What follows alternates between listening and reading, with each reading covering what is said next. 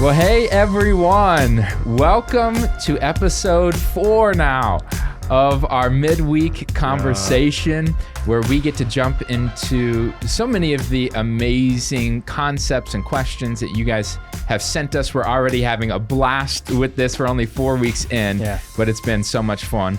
And so last episode, as you guys know, we began to dig into spiritual disciplines, spiritual practices, what those are. And we really just covered like the high level concepts, the purpose behind them. How can we begin to walk in those things? And so as promised, we're going to dive deeper into that conversation today. And we have an awesome guest with us, as promised. So Chad McNulty, thank you for joining us. Thanks for having me, guys. Yeah, I'm super stoked. It's been a long time since I podcasted, so I'm down. We're excited about it. So Chad, you and your family, you've been in our community now for quite some time. Yeah. And it's been already such a fun ride to get to know you. Agreed. And man, when I think about you, the first thing that comes to my mind is faithfulness. You and your family, you show up. Whatever needs done, you're there to help. And I don't know that you understand the value that brings. Hopefully you and your family can understand that a little bit. But you guys are truly such an amazing part of our community, and I really mean that. I appreciate that. I can't look you in the eyes while you say that. Dang it. Well, yeah, and I think that's such a great way to explain that, like faithfulness. But once you guys committed, you committed. And everyone knows you've joined the worship team. Everyone loves you being up there. I love it. Your presence, myself included, you bring such an excitement and an energy to worship that is so contagious. So many people have shared feedback about having you up there and what it's done for them as they are trying to open up and express and worship themselves. But you've been pouring into our youth too, and so faithful there. So you've truly just jumped in. So grateful for you. My goodness, I'm so glad For real. that God has crossed our paths. Yes, because, amen. man, it is truly an honor to be able to do ministry together. Well, I can't tell you how grateful myself and my family are to you guys and your family and Bridge Church and what all you guys mean to us. I mean, we went from, you guys know this, we went from a place where, man, we were never going to go to a physical church location, ever, like a meeting. You know, our plan was, whatever community we found, whatever friends we made, that was going to be our church. But man, once I met you and we talked a couple times, we hung out, we came and visited, I was just like, this is what I've been missing. There's that, I don't know if you've spent a significant amount of time away from community like that, but we went about a year and a half without it. And it was just like, man, there's something missing and I need it bad. And when I found you guys, it was just perfect. It was a perfect fit. It really, truly was. So do you want us to continue to make this awkward by just heaping praise on you? Or? No, by all means, let's not. Let's move on. I didn't know if Chad could get red. I didn't know that was a thing. Yeah. Well, as I mentioned, we're going to be jumping into spiritual disciplines and practices. And I think really the heart of this conversation, I want us to get into our personal experience with some of these things. And so that the audience can see the highs and lows of it, but also the impact of these things. Because I do think so often as we get into the specifics, it can at times feel ritualistic. It can get cold. Well, we just do these things because we do them. And I want to bring some life to these practices and what they ultimately accomplish. So why don't we start with this? We've hit the high level concepts of what these are. Can maybe we talk for a brief moment about some of the specific practices? Like, what are some of the really important, specific Jesus practices that we are to walk in? Like, what are some of the things that initially come to your mind? Well, initially what comes to my mind, especially when you reference it like you just did, which I think is super important, you reference it as things that Jesus did. Yeah. What I see Jesus do is generosity and love. And that is a spiritual practice that has affected me very deeply. Not only people showing generosity to me, but times that I've been able to be generous with what I have, to see the impact that it can make on people. I mean, I've seen people personally go from lives of addiction and brokenness to one act of generosity, completely turning their lives around. Yeah. That's good. And so, when you put it that way, things that Jesus did, that's what I see is generosity and love goes a long way. I love that. Something that jumps out off the page to me is how often we read Jesus retreating to a place of solitude. Man, like how many times it All the says that time. he, like he went away, spent time with the Father, and then he would return and step into what he was to do in ministry or, whatever, healing and so on and so forth. That has always jumped off the page to me. Well, I don't want to pass by. Yes, he would go to a solitary place, but then he would go back out. And those are spiritual practices as well. Things like serving others and teaching others and entering into community and sharing bread. All of those things are spiritual practices as well that we just kind of skip over. All the things that he was actually doing. That's true. Those are rhythms and habits that we're supposed to put in place as well. Reading scripture is one that I was thinking a lot about because obviously Jesus knew a great deal about scripture. And I think a lot of us, you kind of made this point a few weeks ago, but we just think, well, he was God. So, of course, he knew Scripture, but actually Scripture says he grew in wisdom. Yeah. So, he studied it. Over the course of his life, he's studying these things. And he obviously knew it like the back of his hand, but that took practice. That took discipline to get there, even for Jesus. And so that's a big one for us as well. That's great. So, really, I think we can narrow it down to this. Anything that we do on a regular basis that leads us to being with Jesus, to being like Jesus, and to doing the things that Jesus did are the spiritual practices that we want to walk in. Absolutely. Right? And of course, we read deeply through the Gospels to see that in action. And that's something that I would encourage really all of us to do at some point. Pick one of the Gospels and just start writing down anything you see Jesus doing on a regular basis. Write it down and implement that into your life. But now I want to just spend some time talking just in a real vulnerable way about some of these things, because I think we could go around the room and each one of us would say that these have changed our lives in different ways. For sure. And I want our audience to be able to hear our hearts in this. And like I said earlier, the good and the bad and the inconsistencies and all of that, right? So I'll pose the question to you first, Chad, since you're our guest today. I want to hear, when you think about maybe a spiritual practice that you've grown in most, that has maybe even had the most impact on you recently in your journey, what's the first thing that comes to mind? And maybe just give us a little more insight into what that looks like. Okay. Yeah. So the first thing that comes to mind is definitely fasting. Okay. That has had the greatest impact on my life, on my relationship with Jesus. And the crazy thing about it, I was thinking about it on the way over here, I still don't know all that much about it. You know what I'm saying? Like, when you mention fasting, especially to someone like me, it was not something we learned about growing up. Like, we did the whole, it was the Rick Warren, was it the 40 Days of Purpose? Was that it? We did that one time in a Baptist church that I grew up in. And it even then, it wasn't like, the explanation of fasting wasn't there. People were fasting from all kinds of different things, which I now know like isn't really fasting. It's more just abstinence. But actually fasting from food, I don't really understand why we do it, other than it's something we've been told to do, something that's been shown to us. But I don't really fully understand like how it all works and why it does what it does. But I can tell you that it does work from experience. So one of the main things that comes to mind is I was heavily addicted to pornography for about 20 years of my life. I was introduced to it very young, about 10 years old. And before I could even really understand what was happening in it, I was addicted to it, which was, when I think back on it, it's very strange. But it was something that I knew I shouldn't be doing. It was something that I was ashamed of. And I knew that it was affecting my life. Like, it kind of sucks you into this deep, dark pit. Like, you're lying to everyone. You're doing it in secret. It's a very messed up, twisted thing.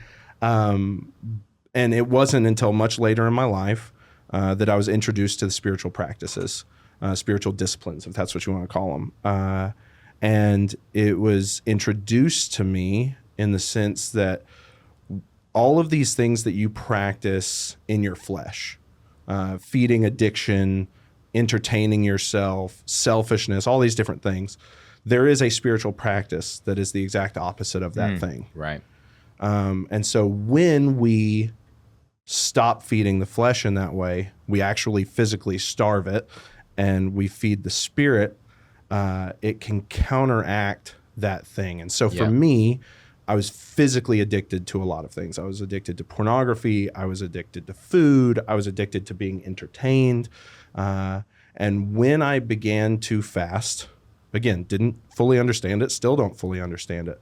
But when I made it a somewhat regular practice in my life, those things just kind of went away. And I can't even really explain it. It wasn't like, today I decided to fast and I just, got better at saying no to the things, but it was almost like the desire for them was even pulled away. Yeah.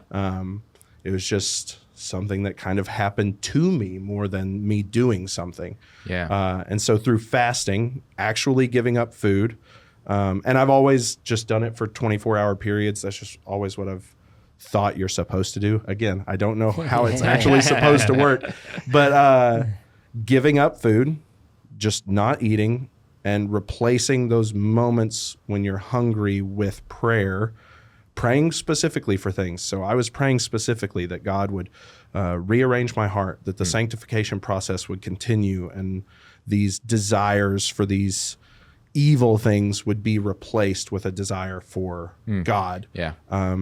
It just happened. Yeah. I mean, it was overnight. I went from a 20-year addiction to I haven't looked at the stuff in about 4 years now. Wow. So, yeah. That's amazing. I love how you're correlating the discipline with the struggle, because I don't know that that's often thought of, how you correlate, a discipline for a very specific reason, with whatever that struggle may be.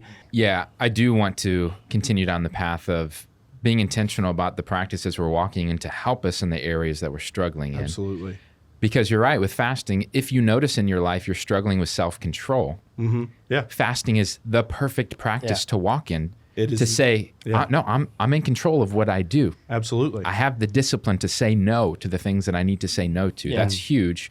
And I think high level, there are spiritual practices of engagement that we actually do and we walk in.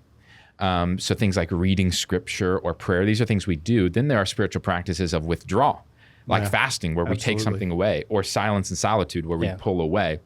And I think those two categories are important to be aware of, because I think there are some times in some of our lives where we're go, and we're sped up and we're going too fast, and we need to implement the practices of withdrawal to get control back and say, nope, I'm slowing down, I'm in the moment. And then there are seasons of life where we're apathetic and we're lazy and we're slothful, and we need to go, oh no, we need to be reading scripture. Something. We need to be entering into community. We need to be walking in these things. I like that. So I think those are two categories to be mindful of. Yeah, and I think you really can. I've seen it in my own life. Let's just say that you struggle with pride. I think then the spiritual practice you really need to focus on is serving. You need to put yourself below other people. Great. And make that pride eat it. You know what I'm saying? Yeah. If you struggle with greed, generosity, begin give. to walk in generosity. Right. Yeah. Absolutely. So Even things of loneliness, and you feel isolated, stepping into community and being intentional in that kind of way, where we always at Bridge, we talk about the importance of community. Absolutely. But like you were talking about how you felt that when it was lacking, and I think people feel that isolation. But you have to then step into that. You have to be intentional, step into community. And that's why we have the things in place at the Bridge with life groups and how important that is and crucial it is. So whatever it is, there's a discipline. Yeah, and unfortunately, like you're saying, I think a lot of people feel that. And unfortunately, it's not something that a lot of people know. You know what I'm saying? Like, they feel the need for community, but no one's ever told them you need community. Yeah. And that's what I think is so great about this, what you guys are doing. I love this podcast. The first 3 episodes have been awesome. I'm looking forward to the future. People just need the information. Yeah. Like for me, I never once heard this idea of spiritual practices. It was just, okay, I've given my life to Christ. I'm saved now. Yeah. So you got to read your Bible and pray. And that was all that I got. Yeah. When, like you were saying earlier with reading the Gospels, the idea of these practices, if you saw Jesus do it, do it. Do it. If you didn't see him do it, don't do it. Right. Like that. It seems very like elementary, but if someone doesn't tell you that, Yeah. you can read the Gospels and be like, okay, Jesus was a great dude, but what am I supposed to do? Yeah. One of the maybe most common practices, which you just mentioned, that I do want to spend a little time on is prayer. Yeah. Everybody who calls himself a Christian or claims to follow Jesus has heard about prayer, right? Yeah. Almost ad nauseum that they've heard about For this. sure. They're probably rolling their eyes right now. No, Yeah, yeah. So I would like to maybe talk a little bit about all of our experiences with this practice in particular, and maybe just try to shed some real light on what it's looked like, the ups and downs that we've experienced. So when I say the practice of prayer, maybe Devin, start us off on your experience there, or maybe some of the things you've learned. I could start with just, again, the need for more consistency, which is probably just an umbrella statement for all the disciplines, for sure. Just the desire to be more consistent. But for me, starting my morning with gratitude in prayer, it sets the tone for my day. I mean, my perspective going into the day, I can pretty well tell you the drastic difference that I will feel and how I will see the day can almost boil back down to how I started the morning with a place of gratitude or not. I'd like to cut through a little bit and just what is prayer to you? I mean, what does that actually mean? So I would say that prayer is any form of communication with God. Okay. We get in our heads about it a lot, or at least I do, where it has to be this kind of like, okay, I do this, and then I pray for this, and then I pray for this, and I need to pray for at least 5 minutes, or it's not really going to count. But I don't think it's that. I think it's anytime I'm reaching out to God, whether that be, just a brief little, God, I'm about to make this decision. Please lead me to whatever is the proper direction. Yeah. Or it's, God, please help me to not strangle my child because he won't stop screaming. You know what I'm saying? Like, I think it's any time that you're communicating with him. It doesn't have to be something crazy special. You don't have to be like beautiful with your prayers. It doesn't have to be like a poem. It can literally just be a plead, like, God, I can't do this right now and I need your help. So in your practice of it,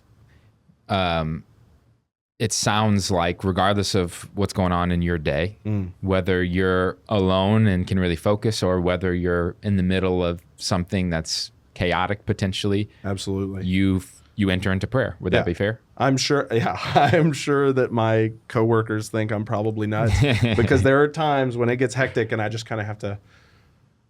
Yeah. Okay, God, I'm not praying out loud, but I got to take a beat. Like, let me just do this real fast and then I can move on. Yeah.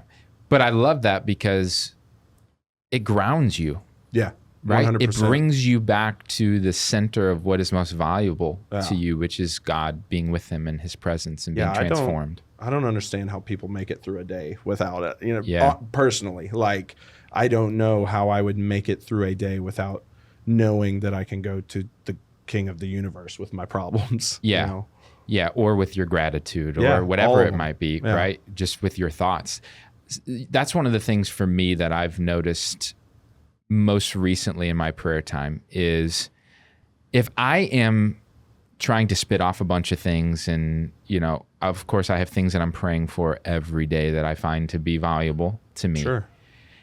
But when I can get that sweet spot of just like sitting and really just being with him and having the clarity of mind to just be real. Like, I enjoyed this part of the day. I really struggled with this part of the day.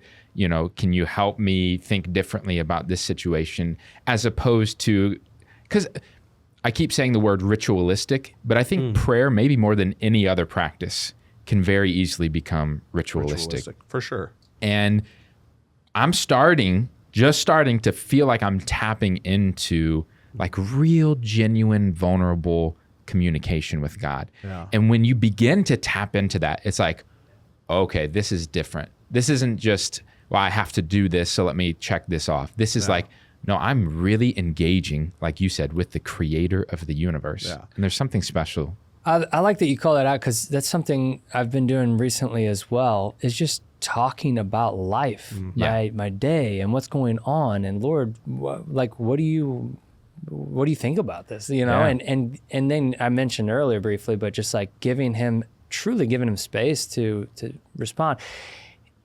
We talk about being in relationship with Jesus, but our prayers are not like a relationship type of conversation, you know? Yeah, and a lot of times it is just a list of things, some of which I grew up hearing, and so now I just say, you know, but like you mentioned, sometimes you don't audibly pray.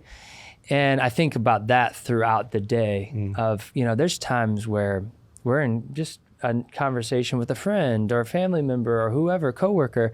And in my mind, I'm saying, Lord, Holy Spirit, would you just download whatever you got, what you want me to say, what you want me to do in this moment. And it's a momentary thing. No, I didn't block off an hour in the morning. Yeah.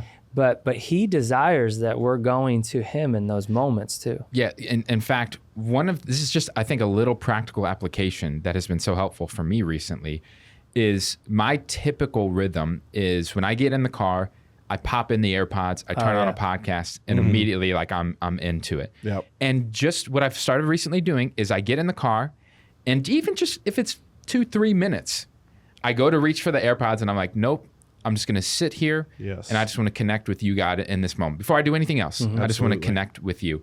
That alone, it seems crazy, but that alone has been transformational for me in terms of my rhythm of life and my engagement with God and how connected I feel with him, you know? Absolutely. So little things like that are so important. Yeah, not to belabor, but again, it's crazy because I've seen God move so strongly in those moments, but yet I don't always do it, or I rarely even do it. Something that you said just a minute ago made me this funny thought popped in my head.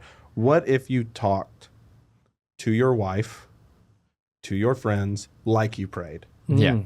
Right? Like a list of like, hey, babe, thank you for the way that you made breakfast this morning. Thank you for the way that you cleaned the house while I was out. But I really need more of this and more of that. Like, my wife and I just had recently a very open and honest conversation with each other. I mean, like painfully honest, like awkward things we don't normally say out loud. And it has dramatically, in just a week, changed the way that we interact with each other.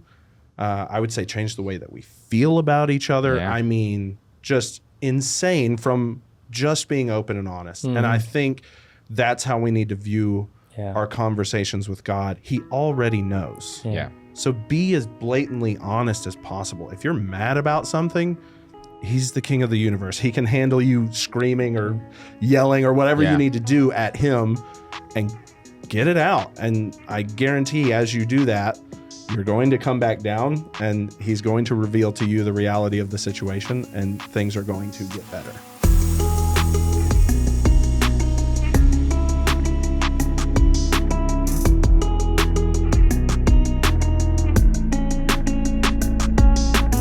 I'd like to, I think it's an easy shift to begin talking a little bit about silence and solitude. You've mentioned sitting with God, which I think is representative of that. And this is definitely something we see Jesus doing a lot. As we've mentioned. It says he would often withdraw and just spend time with the Father. And that was apparently necessary for Jesus, which means it's necessary for us. And I would argue in the culture in which we live in today, even more so because of the hustle and bustle and, just the culture is go, go, go, go, go. And we have such a natural necessity to withdraw and to just spend some time thinking. And this has been something that over the last few months, I don't think it would be hyperbolic to say it's changed my life. Yeah. I've recently been feeling myself speeding up, and my heart and my mind and my body is just constantly on edge, and I got to go, and I've been anxious and worried about all, and I've felt God calling me back to just be with me. Just spend time with me. Release all of that in my presence and just be content with me and trust in me. And so my practice recently has been every morning, the first thing I do is I just spend time with him. The last thing I do before I go to bed is I just spend time with him. And it sets the tone for my day, and it sets the tone for my sleep, both of which have been necessary. Yeah, for sure. And I've never felt more connected and in tune with God. But I will tell you this, it's simultaneously the most difficult part of my day many times. Because when you enter into silence and you're just sitting there, everything in your mind and body is saying, go, think, do. And it almost feels like your body is trembling sometimes, like, no, we got to go. And going back to self-control, to just say, no, I'm going to sit here and be content with my God. Nothing is more important right now in this moment than being content. And there have been days to where I've been able to engage with God in moments like that have completely changed me and transformed me. Yeah. And some days go really well, some days not so much, but man, has it been powerful. Something that you said that I want to pause on for just a second to make sure people hear it. All of you listening and watching. When you practice silence and solitude, it's going to be awkward. Yes. Don't think you're the only person that sits there and thinks, what am I even doing right now? Yeah. I could be doing something different. Am I supposed to be saying something? And I don't know yet if that's something that you ever really iron out. Yeah. But for me personally, when I'm sitting there, my mind is racing and thinking of all the things, and I will get sidetracked. My mind will wander, and I'll start thinking about all kinds of almost stupid stuff. Yeah. But what I try and do is I try and have some kind of mantra. Okay, like in that moment, what am I here to do? Yeah. And so it's okay, God, I'm here right now before you. Please give me your wisdom. And I'll just keep saying to myself, anytime my mind starts to wander, Lord, I'm here for you. Please give me your wisdom. Yeah. Something to kind of draw you back into the moment. And there will be times, I've experienced the majority of the time, that you will end up 10, 15, 30 minutes later, however long you get to do it, walking away thinking, okay, nothing happened. Yeah. Because it's something that's kind of programmed in us that if we do something, there should be some kind of result. Correct. And sometimes there's not. Yep. Sometimes it's just the obedience to be there. Yeah. And then other times you will come away with a revelation of something that you've been wandering, praying for, whatever, that just blows you away. It's not, it's not something you could come up with on your own. It's from him. I'm really glad you mentioned that, because one of the things that has helped me is in silence and solitude to remind myself, I'm not doing this to receive something. Yeah. I'm not doing this so that my day goes better, or I'm doing this to just be content with God in this moment. And that's it. Yeah. I just want to be with him. And this is the nature of all of these practices. But the beauty of it is that then throughout the day, when you feel yourself speeding up and beginning to get anxious, you can anchor yourself back in. I'm just in the moment with God right here. Absolutely. It doesn't matter. In fact, in the Practicing the Way book, one of my favorite parts was it was talking about a man named Brother Lawrence. Yeah. And he was a chef, which is like the most chaotic thing that you can be a part of it in the kitchen going crazy. But he said through the practices, he was able to be as present with God in those moments as he was by himself in solitude. And like that's the beauty and what we're ultimately hoping for. Which is insane to me. Like I have 2 boys at home, 7 and just turned 1. And there are times that I just can't. And I like, you know, there are those moments where it's like, I'm going to have to step outside, y'all. Oh, yeah. So to think that at some point I could potentially be in a place where I am as present mentally, spiritually, whatever, with God as I am when I'm alone, when they're screaming and I need this and I want that and he took this from me. Yeah. It's just nuts to me. Yeah, I think when I went to the Grand Canyon, it was the silence and solitude was overwhelming. And I know like that's the Grand Canyon. It's amazing. Sure. But you mentioned the closeness, feeling so connected to God. Oh my gosh, man, I felt so close to God. And what it screamed out to me is, you need this, Devin. Yeah. You need this.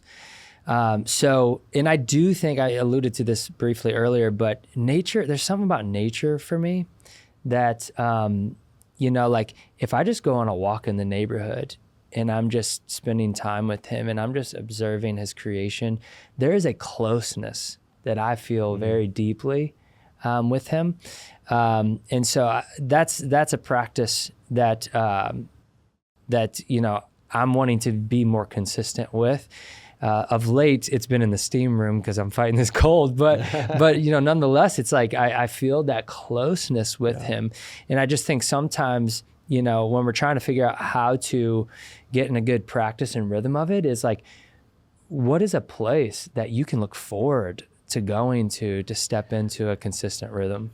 One of the things that I wanted to call out about silence and solitude that I do think is important is so often we find ourselves in a place in life where we're like, God, I just want to hear from you. Just show me where to go and what to do. Absolutely. And yet the rhythms and habits of our lives make zero space for that. Yeah. Right? Like I said, we're constantly listening to a podcast or we're thinking about things ourselves or we're praying to God, asking him for things. We never provide space. Yeah. So it's like, yeah, God, tell me, but I'm not going to give you any space to do that. Just practically. Right. Yeah. And I will say that's one of the things, and again, geez, thank God for his grace in these. Amen. But, you know, it's one of the things that I've noticed as I continue to sit with God and enter into silence and solitude, all of a sudden, and sometimes it takes painfully long, but all of a sudden you do begin to like get clarity on certain things. And you can really like feel like God leaning into certain things or pointing you in certain directions. And I've, you know, often have people come to mind that I am supposed to reach out to or do something for. And all of a sudden, like there's that clarity, that input of God's still small voice, if you just make space for it.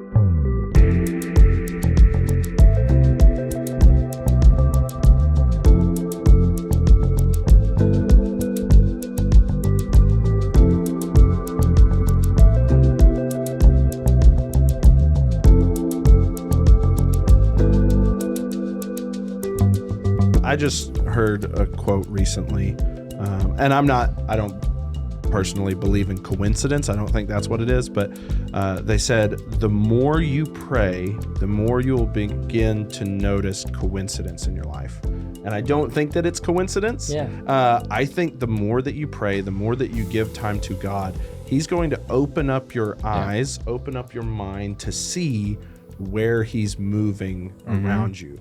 Yeah. And I think as we do these things, there's just a sensitivity that's built up to it. Yeah. And I think we are whole people, right? We are body, we are mind, we are spirit, and we don't need to run from that like the Gnostics did, you know, that we're basically just a soul in a bag of meat and this body doesn't matter. But, you know, Jesus came in a body because it does matter. And there's all kinds of science behind these things. I know a lot of people get weirded out when you talk about science, but there is science about slowing down and resting. Stress is the #1 killer in our society today.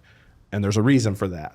When you fast, there are things that happen to your body at a physical level molecular level where like certain cells in your body start dying the longer that you fast, and you get more mental clarity and all of these things. And I think that God designed it that way for a reason. He wouldn't tell us to do it if there wasn't a reason behind it. And I think that there's so many layers to it, but we get caught up on the surface level. Yeah, I find it interesting that we're leaning so heavily into the practices of withdrawal because I think in our culture, this is It's what we need. so much of what we need. So silence and solitude, fasting. I know Sabbath has been huge, Devin, for you and your family. Yeah. So we can feel the necessity of like, we got to pull back on this stuff. Yeah, we got to get control of this stuff. But I do want to maybe just spend a few minutes talking about some of the practices of engagement that have been particularly life-changing for us. And so maybe, Chad, if there's one that comes immediately to mind. Community, hospitality. Yeah. Those kind of going hand in hand. My parents, love them to death. They were so good about giving myself and my friends in youth group space to just be. There was a period of my life, about 2 or 3 years, where all of my friends were at my house almost every day. And on weekends, sometimes till like 2 and 3 in the morning. And it was, we did a lot in that time. Yes, there was just community. Like we did some Bible study and stuff. We did those things, but there was just hanging out, being together. None of us went through anything alone. We didn't go through, breakups or whatever. We didn't go through those things alone. We had really, like, people say you only have like 4 or 5 good friends in your entire life. I had like 12 that we were best friends. And I think the act of letting go of which that's another, letting go, but like let go of your image. Doesn't matter. Your house doesn't have to be perfect, whatever. But we need to take action and open up our doors and let people in. Yeah. I think, a lot of people want to sit around and wait for you to create space. Like I will go hang out at Dustin and Devin's house when they have a cookout, but I'm not going to host a cookout. And if I host a cookout, like I'm only inviting these 2 people that I know, I'm not going to open it up to my whole life group or whatever the thing may be. I think there is a lot of power in being vulnerable and giving a space for other people to also be vulnerable. Oh, I love that. That's so huge. One of the things that has really impacted my perspective on that is to actually meditate on the idea that everything that I have is God's.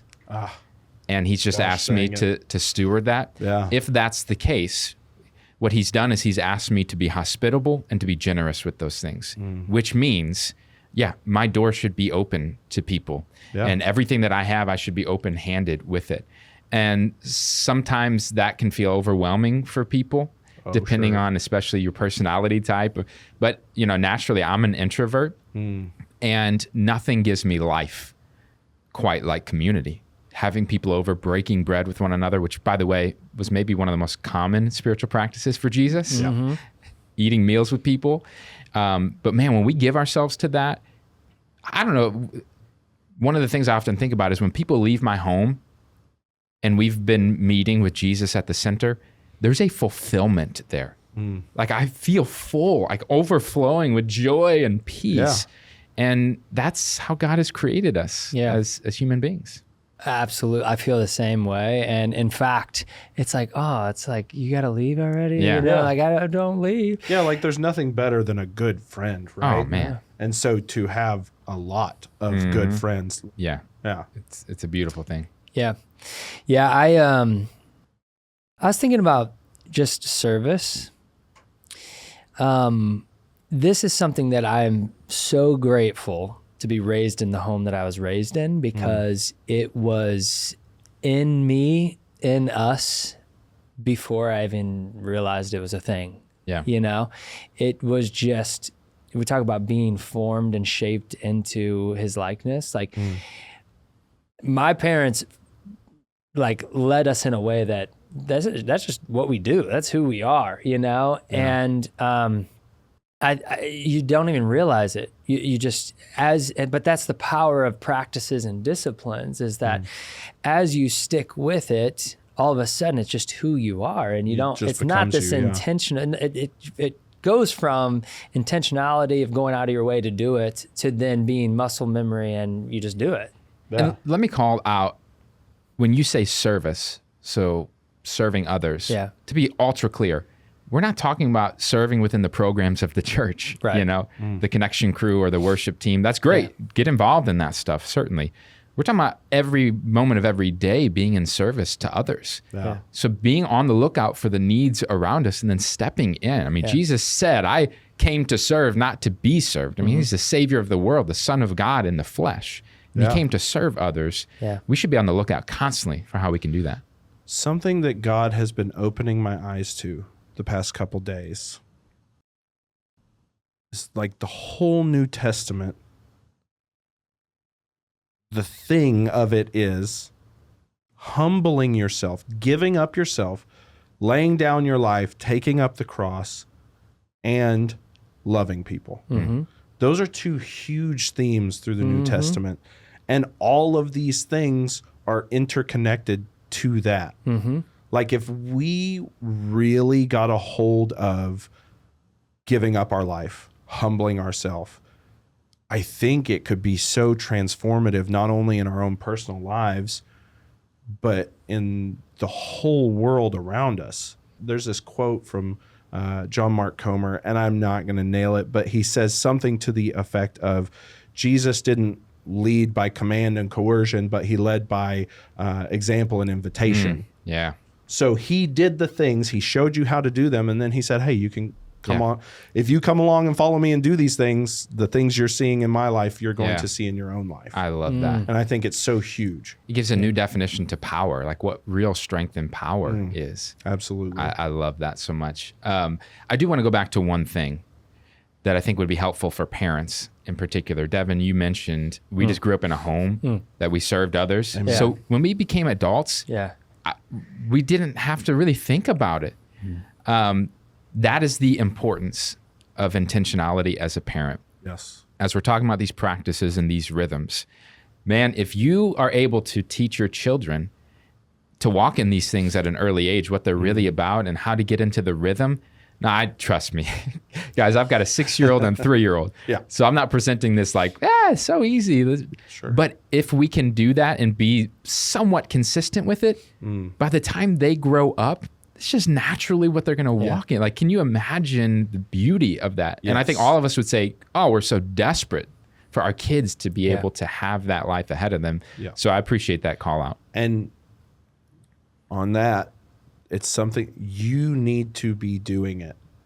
And you need to be doing it for your own relationship with God, because I have seen people who have grown up in my dad and my mom told me these are the things we do, but I saw them doing the opposite. If we just do it for ourselves, for our own relationship with God, it is going to naturally come out, and our kids are going to see it, and they're going to want to live that way too, because your kids want to be you. They do, naturally. Yeah. And I don't want to create the false dichotomy of, well, you either have to tell them about it or do it. No, do both. it all. Yeah, You do it both, all. right? Yeah. Teach them these things, what they really mean. They're not ritualistic. These are genuine things we walk in, but then live it out as well. I mean, that's exactly what Jesus did, right? He would teach and then he would show. Your kids are going to love what you love. Yeah. We were talking before we started about Razorback fans, because I wore that shirt one Sunday. Razorback fans, like I said before we started, you don't like the Razorbacks, you love the Razorbacks. And it is, no pun intended, inbred there. Like your kids love the Razorbacks because it is like people will not do weddings during Razorback games. People will not schedule funerals if there's a Razorback game. Like, it is, you talk about it and you live it. Yeah. And you talk about it way too much. But that's what we're getting at, but it's with Jesus. Yeah, exactly. Like you're talking about the Arkansas Razorbacks and literally like scheduling your life around the games. I mean, that's what we're talking about. You know, like absolutely. The disciplines of making Jesus and your relationship with him priority. Yeah. Well, gosh, we could sit here forever, for hours and hours and talk about this stuff. I've loved the conversation. I do want to end by just, I think we've mentioned it a couple times, but there's got to be so much grace when it comes to these absolutely. things. I mean, the three of us can sit here and talk about it as if like, oh yeah, this is You the just stuff do we it. do. You do it, and it'll be a great time. Yeah. But man, the inconsistency that I've experienced in my life, and also the amount of shame and guilt that I've carried at times for not doing it right or doing it consistently. Absolutely. There's so much grace here to be applied. And that's so important if we're going to continue to walk in these things. Yeah. And God knows your heart. He doesn't look at the outward appearance. If you're fasting and you break down at lunch and you eat something, God is not like, oh gosh, dang it, you were on the right track and you screwed it up. No, He knows your heart. He's looking at your heart. If you make a mistake, if you go a week without the thing or a month without the thing, He's not sitting there going, shame on you. Yeah, exactly. He's waiting for you to come back with open arms. And something else that I have a tendency to do, so maybe some can relate with this, is when I get all jacked up and excited about something, I put this like, all right, I'm going to do, this and I'm going to do that and I'm going to do like these big changes. And then as soon as I can't step into that, I'm beating myself up, living in guilt and shame over it, and just like, why can't I do this? Why can't I do this? So I'm also trying to take baby steps, even now into some of these practices to where, it's not like this big ordeal that I'm stepping into now. I'm going to start taking the baby steps into them so that I don't live in this cycle of shame and guilt and why can't I and beat myself up over it. No, I'm just seeking Him and I'm going to start taking baby steps. Absolutely. Yeah, you said this the last episode. These are practices, not perfection. Yeah. So we keep practicing and we keep moving along and we keep going. We're going to stumble, we're going to fall. But as long as we can keep moving closer and closer to Christ, you're going to see the power of it. You're going to see the transformation for you, for your family, for your community. And that is how we see the love of Christ just invade and permeate the earth. And so we want to continue to give ourselves to these things. We could keep on going.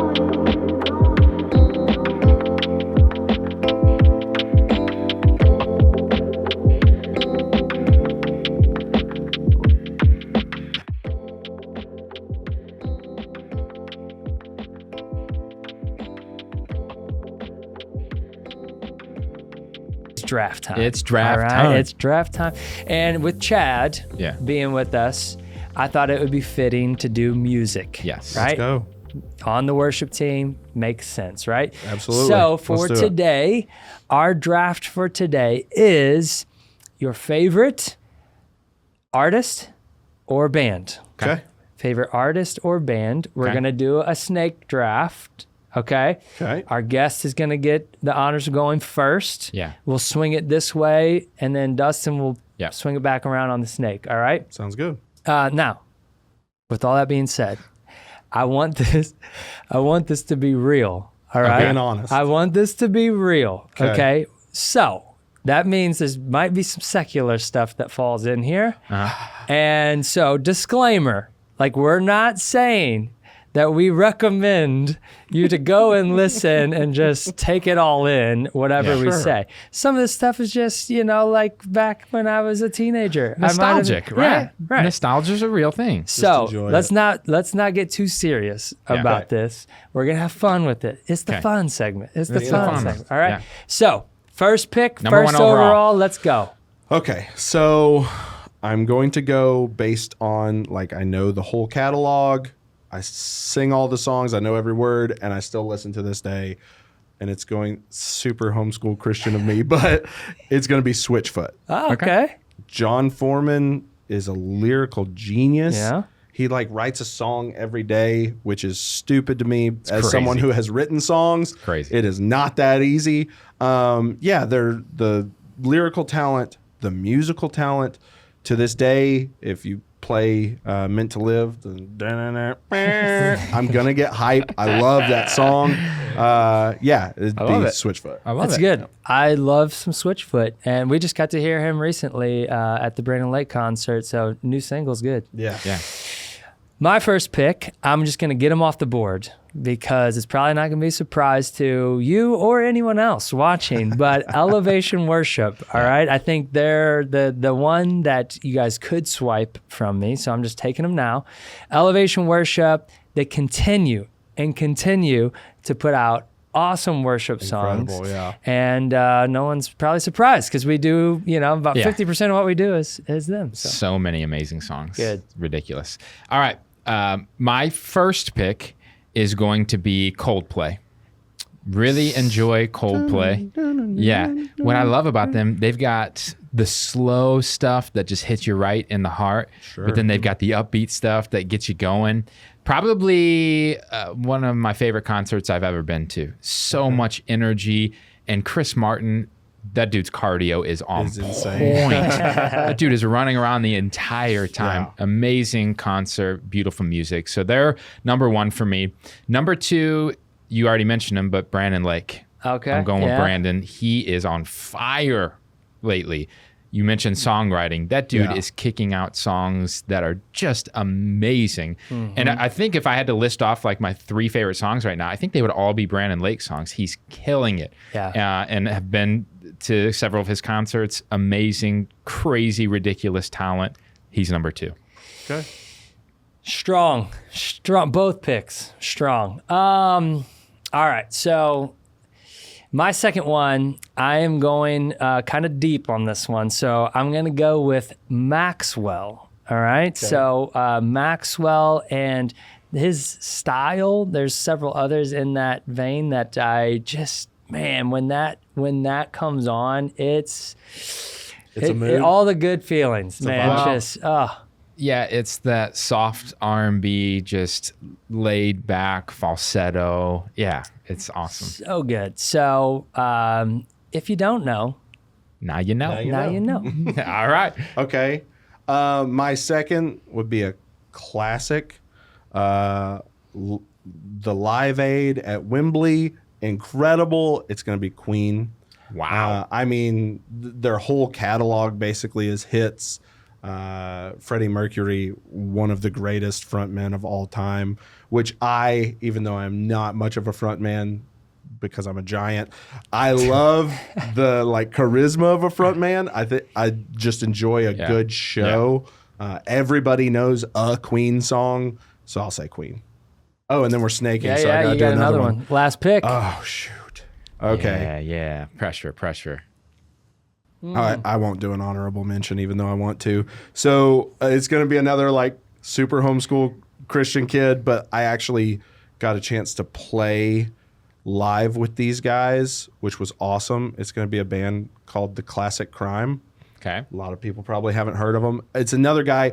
I love when music is lyrically rich. Yeah. I want to maybe have to think a little bit. Yeah. I want to feel it down deep in my soul, but they're also like an alt rock band, so it's real heavy. It's got a lot of energy behind it. And like I said, I got to play live with one of my favorite bands of all time. So them, for me, it's like they're burned in there. There's nothing better than when a song is being played and the lyrics hit you in a way where you're like, hit, wow. yeah, absolutely. So profound. I'm learning to appreciate that more and more as I get older. Yes. Guys, there are so many There's a lot. options. There's and a lot I have out a there. million that are just running through my head. This is so okay. Tom Misch. Oh, wow. Tom Misch. What? Check it out. You are going to love it. Tom Misch. And honestly, admittedly, could even be in that vein with Maxwell slightly, just that vibe. But to my core, that style of music, I just love it. But I mean, there are so many options. It's another one that's soft and got a groove to it, and you just kind of sit and... You can just play anything of his, and you are vibing the rest of the night. Just let it flow. Yeah, there's a clear theme with Yeah, that one. I'm sorry. on this. I could go on and on about all the things in my head. All right, last pick for me, and this is just pure talent. John Legend. Yeah. I think if I could sing like anybody on the planet, it would be John Legend. Okay. Ridiculous. Agreed. He's insane. Another guy that I've seen a couple of times live. Actually, probably my favorite concert ever. My wife and Really? I got to go watch him at Indiana University, just him and a piano. And it was ridiculous. The level of vocal talent that he has and the ease at which he pulls off some of his runs and some of the falsetto, it's like stunning. It was amazing, beautiful. So I have to put him in there. Well, thank you so much for joining us for another fun episode of our Midweek Conversation. Thank you, Chad. Thank you for joining us. It's Thanks been for an having me. absolute blast. Yeah, it was awesome. I've loved it. And so, guys, don't forget to like, subscribe, share with your friends. We just want to get this into as many hands as we can that can be listening and learning and growing. Yeah. Because that's why we're doing this. So thank you so much for listening and watching. We love you guys so much, and we will see you next time. See you next time. Yeah.